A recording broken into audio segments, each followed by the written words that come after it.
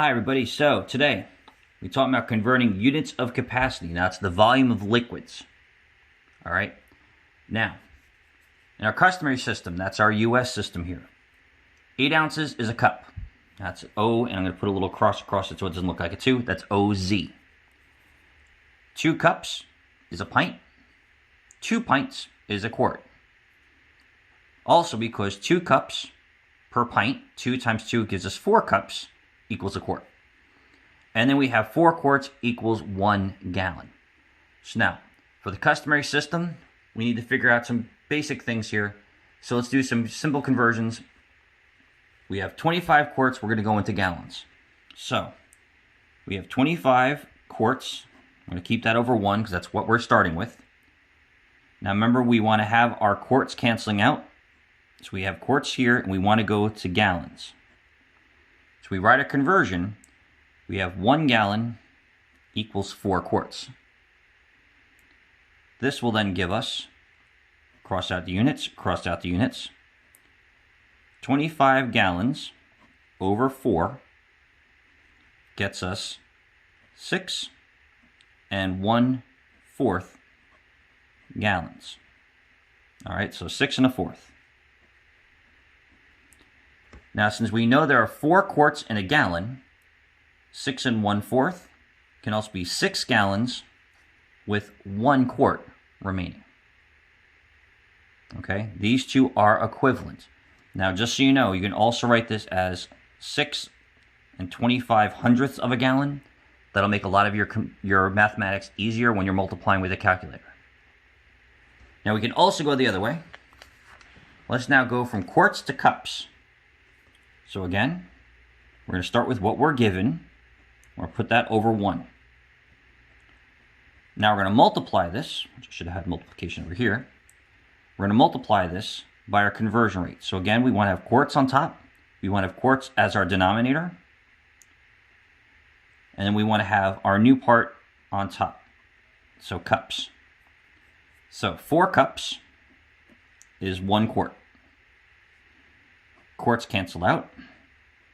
This gives us 25 times 4, which gives us 100 cups. And there's our answer of 100 cups.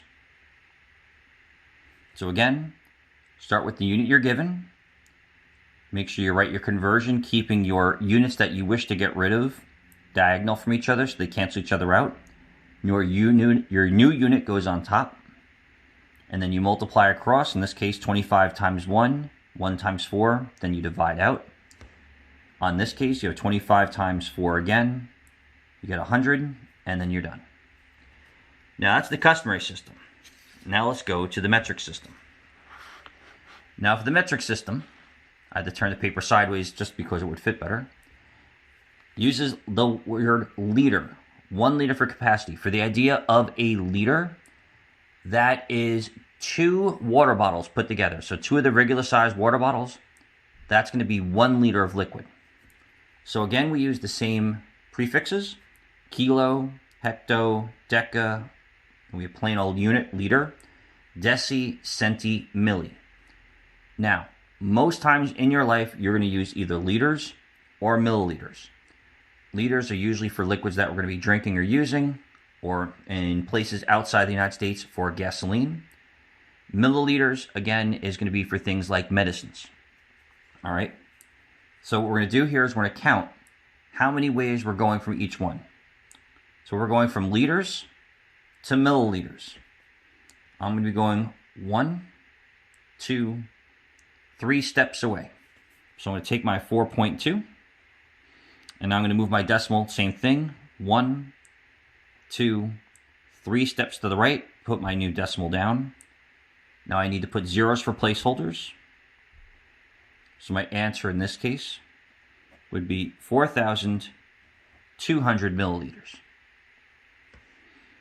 Now we're going to go the other direction, from centiliters here to hectoliters here. So to go there, we're going to move once, twice, 3, 4 times. Now you notice what I'm doing. I'm not counting 1, 2, 3, 4, 5. I'm going spaces. So 1 space, 2 spaces, 3 spaces, 4 spaces. So we're going to move this 4 spaces to the left. So sometimes I like to do this for myself. I'm going to go 4 to the left, put myself a little arrow so I remember. 2, 4, 1, decimal 5. Now I'm going to move this place 4 spaces to the left. So again, centi, it's 1, 2, 3, 4 to get to hecto. 1, 2, 3, 4. Put my new decimal place in. Now I have to add a 0 in as a placeholder. I'm going to put a leading 0 so I make sure it looks correct. We wind it with 0 decimal 0 2 4 1 5 hectoliters. Now the last one, we're going to do milliliters to liters. So 27 milliliters. We're going to go up to liters now. So I'm going to start here at milliliters. I'm going to go 1, 2, 3. And you know what? That's pretty too easy. So let's make this a fun one. Let's go all the way to kiloliters. So we're going to go 1, 2, 3, 4, 5, 6. 6 spaces to the left. So now that I've gotten this, I write my 27. My decimal place is at the end. 1, 2, 3, 4, 5, 6. Put my decimal. I add my zeros, placeholders, plus my leading 0. So my answer is 0 decimal 1, 2, 3, 4 zeros, and then 27 kiloliters. All right, so again, when you're moving from a bigger unit to a smaller unit, we go to the right. Smaller unit to a bigger unit, we go to the left. All right, have a great day, folks, and up next will be on mass.